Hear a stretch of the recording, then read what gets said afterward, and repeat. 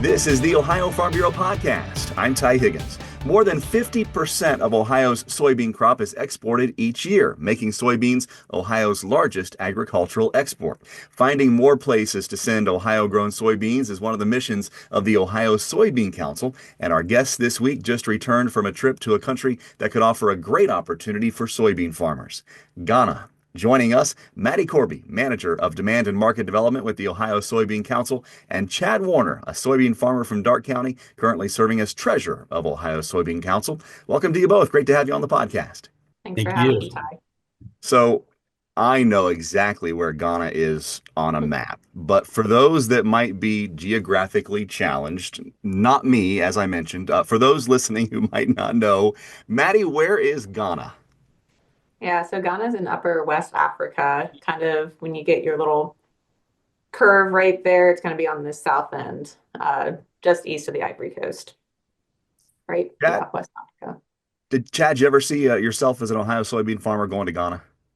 No, I did not. I would never would have imagined me being in that part of the world.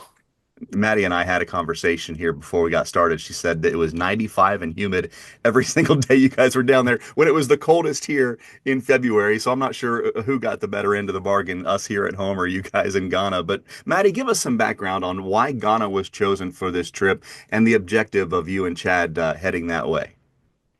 Yeah, so we went over there with our national partner, the World Initiative for Soy and Human Health, or what we like to say, WISH.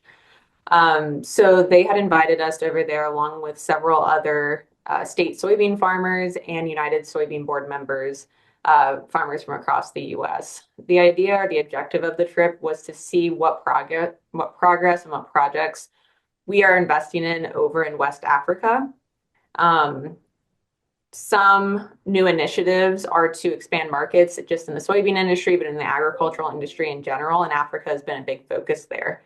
So what WISH does is they work really closely with entrepreneurs in these regions to build their protein companies. And when we say protein, that's aquaculture, that's livestock, that is the feed millers that are supplying these livestock farms. So these partnerships and these projects, this company's been in Ghana for 15 years. So we just wanted to see what they were doing over there and see what investments U.S. farmers are making and how their projects are going. So, Chad, was this a new relationship or is this something that's been ongoing now as far as Ohio Soybean Council and Ghana? Well, it's a new. I also sit on the Wish board, um, and it's a new region for us to invest in as far as Ohio goes. So walk me through the itinerary. Obviously, you met some really important people as far as agriculture in Ghana and food production in Ghana. What did you see? What did you learn? Who did you visit with that kind of opened your eyes a little bit as far as the opportunities that we might have in that part of the world? Yeah, we visited what, two aquaculture farms, many poultry farms, and probably about four or five different feed millers, and a couple of food processors, and our USDA Foreign Ag Service representatives in country as well. Um, the first day we drove about 3 hours east up onto the to a poultry or aquaculture farm that was on the Volta River, called Flossel Farms. There they have a fish, all aspects of a fish farm. I mean, they're doing the hatching, selling um, the fish throughout the whole region, and then also working on building a processing plant to be able to sell their product and be totally vertically integrated. Then on the way back there, we visited a large uh, feed mill, that produces feed for aquaculture and poultry throughout the whole region.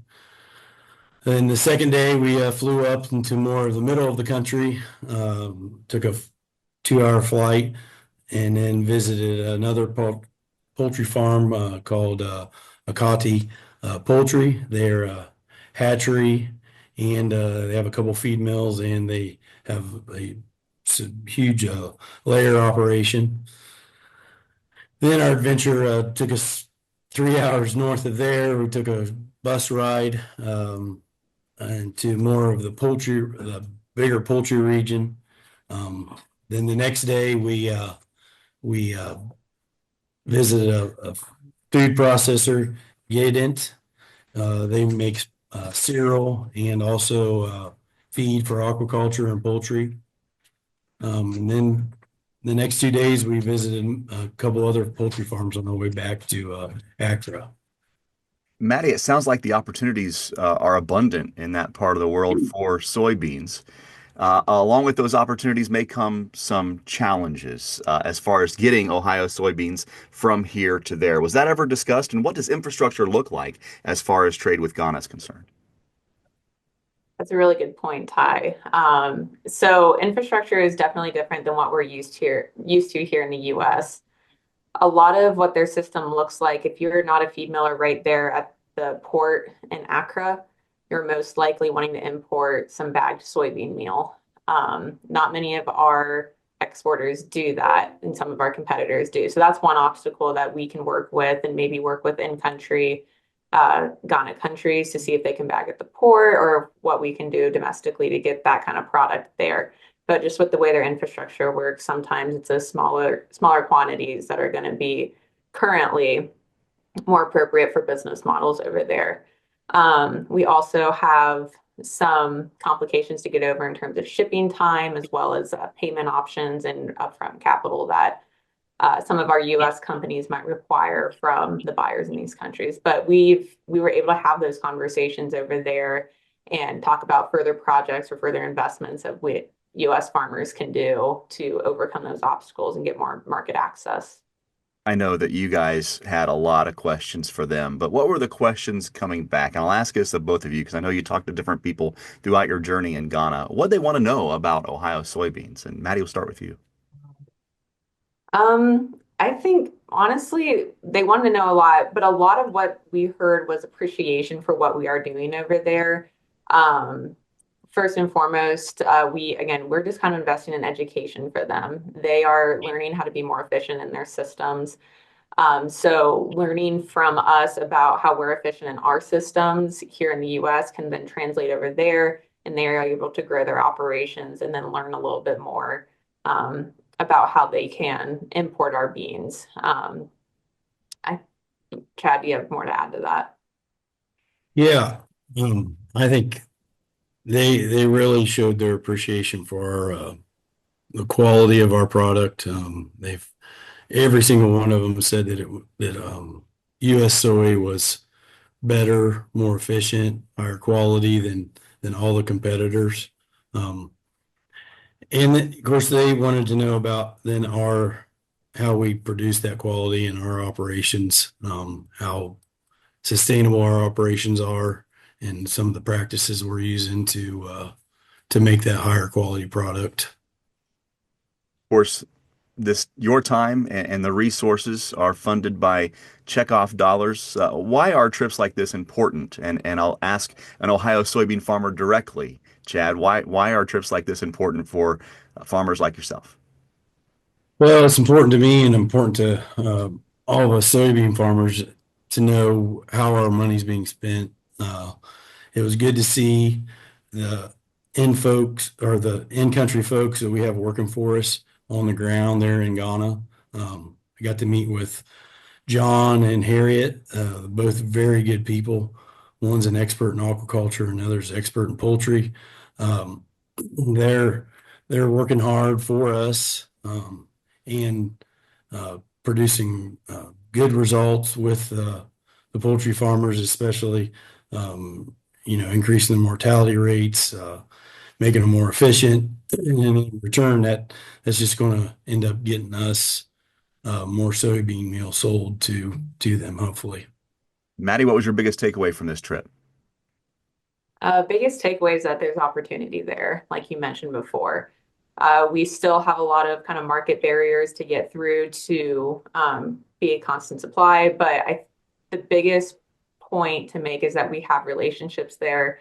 Chad mentioned John and Harriet. Those are boots on the ground, people that work for US soybean farmers. They are working to make a more efficient system in order to make a market for us. So relationships and opportunities are definitely open in not just West Africa, but the African region in general. We always talk about our biggest trading partners, of course, to the north and south here on our continent, but also China. But getting these agreements with countries like Ghana and other countries of similar size and nature all around the world just as important because, as I mentioned, half of Ohio's soybeans are exported. Maddie Corby, Manager of Demand and Market Development with the Ohio Soybean Council and the current Treasurer of the Ohio Soybean Council, and a farmer from Darke County, Chad Warner, joining us. Thank you both so much. Appreciate it and welcome home. Thank you. Thanks, Ty. Hi, I'm Brian Baldridge, Director of the Ohio Department of Agriculture and 7th generation farmer. We know farmers care about conservation. Join the thousands of H2 Ohio participants who are already implementing best management practices on their farms and receiving incentives. Program enrollment will begin March 24th for farmers in the 10-county Western Lake Erie Basin expansion area. To join H2 Ohio, soil tests must be up to date and you must meet program requirements. Contact your local SWCD or visit h2.ohio.gov for more information. My name is Stacy Irwin. My husband Gary and I own K&S Millwrights. We are an agriculture-based millwright company. We build feed mills, also on-farm grain systems. We have 27 employees. We need to have good medical coverage for our team and their families. From a business perspective though, every year we're facing increasing costs and premiums. So to be able to pass on no change in premiums with the same kind of coverage to our employees was a great benefit. One of the health plans I had recently heard about was the Ohio Farm Bureau Health Benefits Plan. We found that we were going to have almost the same coverage with very little change in premiums, virtually the same deductibles, and better prescription coverage with no change in cost. That was why we went with the Ohio Farm Bureau Health Benefits Plan. Learn more about the Ohio Farm Bureau Health Benefits Plan at ofbhealthbenefitsplan.org. This week, we're covering the Ohio pork industry at Pork Congress with Ohio Pork Council's President Nathan Schrader. Good to see you. First time on the podcast. Welcome. First time. Thank you. Thank you for being here. I don't know a lot about you, so I want to find out about your farm and about your role here in Ohio agriculture. Sure, yeah. So I grew up in a little town just north of here, Lima in Lipstick, Putnam County, if you ever heard of that little village. I have. We contract grow for horde livestock. We have feeder to finished barns and nurseries. We grain farm. I have a small little trucking business and a little online parts store. So here at Pork Congress, there's a sense of positivity throughout the trade show floor and throughout the main area, talking about the possibility of profits in 2025. Has that been kind of the talk? And how long has it been since your industry has seen that black pen and not the red one? So we've obviously we've had a couple of tough years. It's been very tight, higher costs coming off of COVID through COVID. It's been real tough. A pleasant blessing to have some profits that you can clearly see. Lower feed costs, lower inputs, higher demand, higher consumer demand. Things are going well. I'll have to keynote one thing. Last night we had our pack auction. Record-setting numbers last night. It was a great time. Everybody enjoyed it. We was having a blast, and our community clearly gives back and cares. So it was a great time. We all know about the lower feed costs. We're seeing what's happening in the markets. That consumer demand, that's something that you really focus on pretty heavily with the Ohio Pork Council. And, you're really, because I'm a sports fanatic, and so I watch basketball in March and I watch football in the fall. And every once in a while, I see Ohio Pork out there trying to drum up more business for your product. So, during March Madness last year, a few programs or a few commercials we had out targeted to certain audiences. So some of you guys, if you didn't see it, you're with us, you understand. We weren't quite targeting you. We were targeting the people in Cleveland, in Cincinnati, in Columbus, Toledo, in the bigger cities. We're going after them. We also partnered, or we worked with the Cleveland Browns here a couple games. We did some tailgating sessions up there. We had our pork tenders, or pork fingers, however you want to say them up there. We're kind of trying to introduce a new product into the state. received very well. So we're trying everything we can to get to our consumers, to get some new products to them, just to help create excitement and demand. So the Browns lost on the field, but the Tailgaters won beforehand. Absolutely. With The pork tailgaters nuggets. are the winners. For sure. What are some of the hot topics? Pork Congress is always a chance to not just get together with other pork producers and industry leaders and agribusinesses that you work with on a daily basis, but what are some of the things that are being talked about on the stage and on the floor as we look forward here to the rest of 2025? For example, right now there's a program going on for sustainability, to show our efforts, what we contribute back to the community, the good that we do for our planet, our earth, our soil, the reduced land usage that we have and water usage and utility usage. We try everything to just do just perfectly right and to say what we do in a safe manner. Maybe on a little sour note, another big topic was herd health. PRRS, that pops up so much anymore. It was a good program to go listen to, just some of the ins and outs. Biosecurity, that's the big thing right there. Biosecurity. Watch what you're taking into the barn, how you're taking it into the barn. Yesterday we had a young leaders training.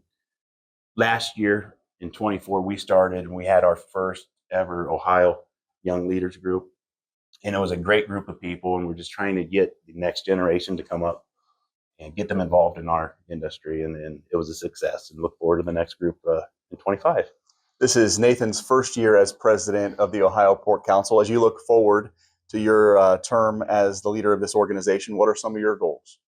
Some of my goals: one, pork nuggets. I want them in Wendy's. I want them in a restaurant somewhere.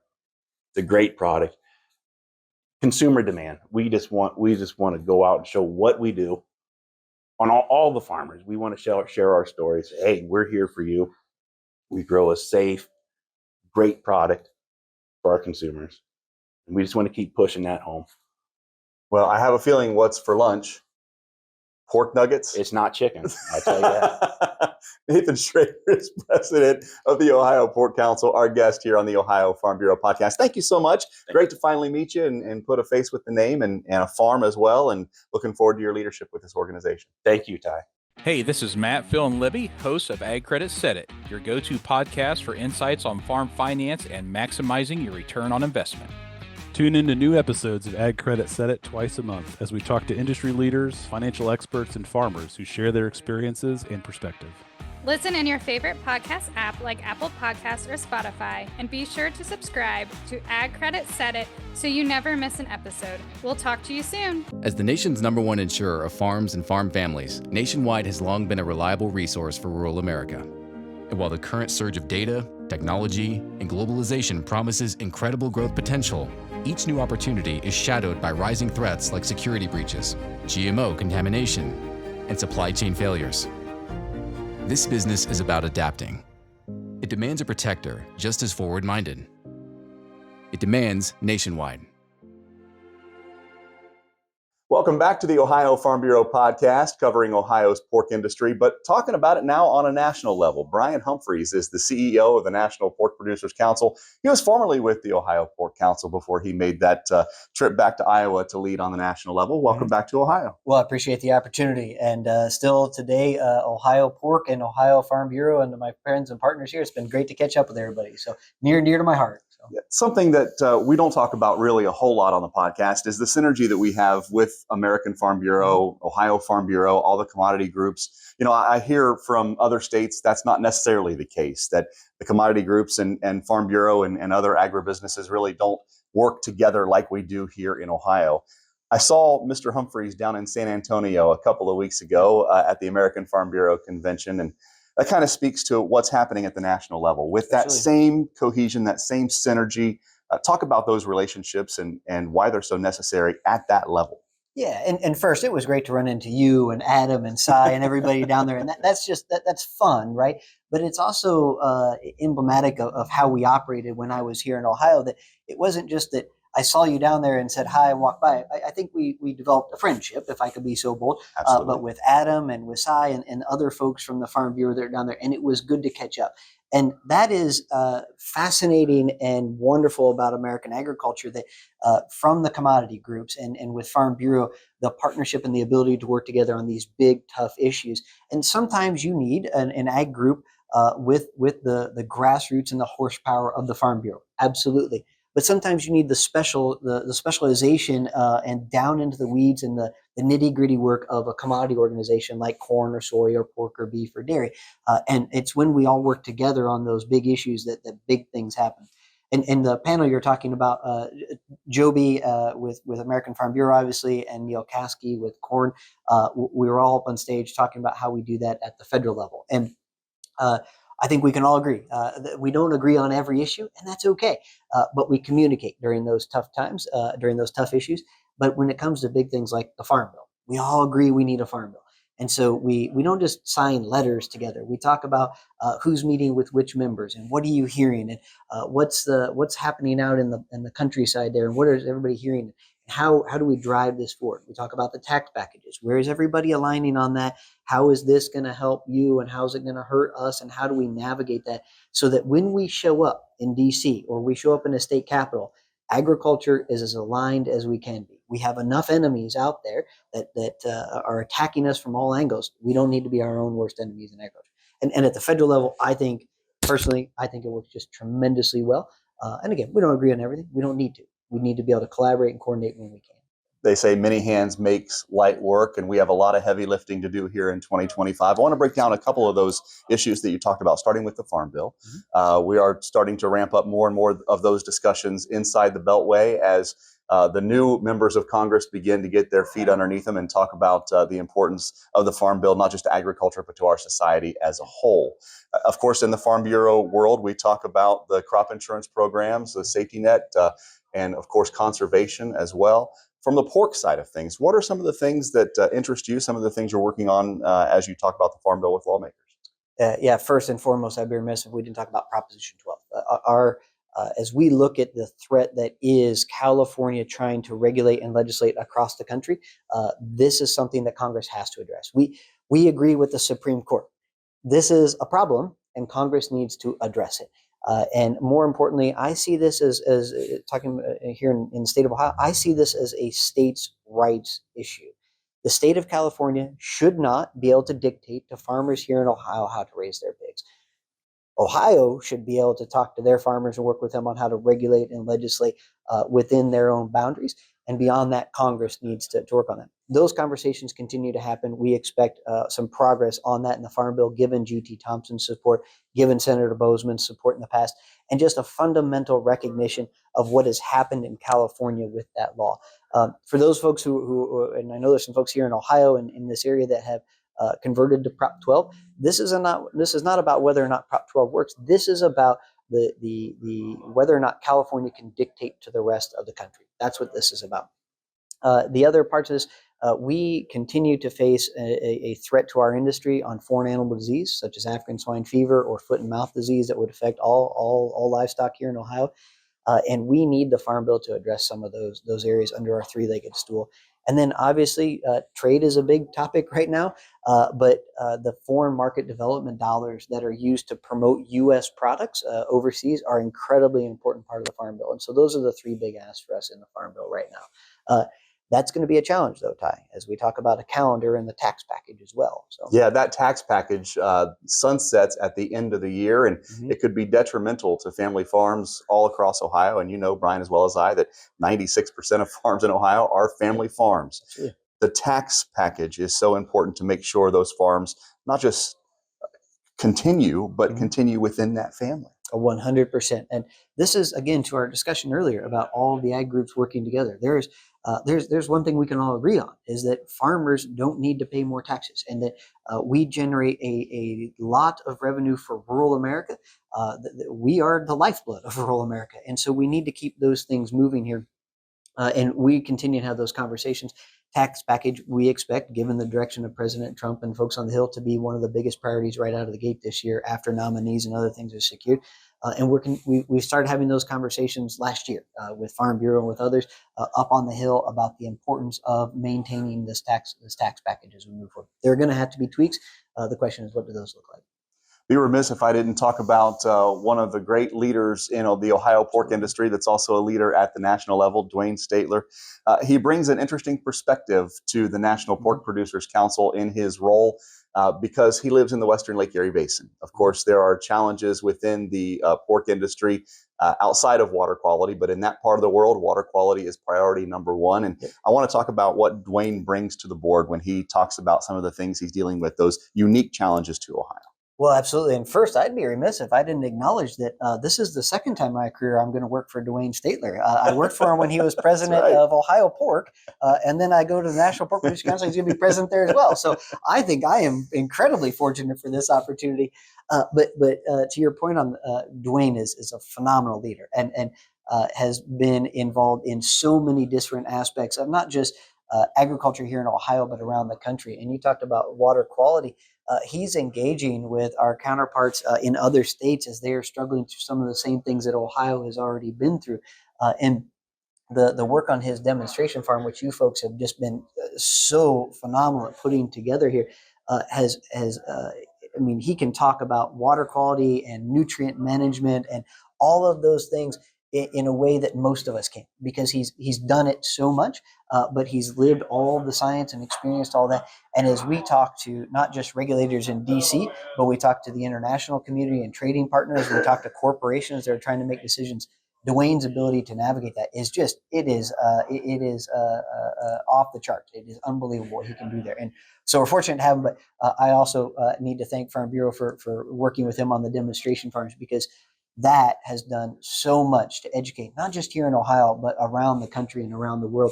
And so thank you for leading on that effort and putting that together. And we're now going to take all of that Dwayne is and leverage it on the national level. So thank you for that. So Brian Humphreys, CEO of the National Pork Producers Council, our guest on the Ohio Farm Bureau podcast. Appreciate your time. Thank you. Good to see you. And thanks for being at Ohio Pork. We appreciate that. So thank you very much. My pleasure. That'll do it for the Ohio Farm Bureau podcast. I'm Ty Higgins. We'll see you down the road. Find previous podcasts at ohiofarmbureau.org and search podcasts.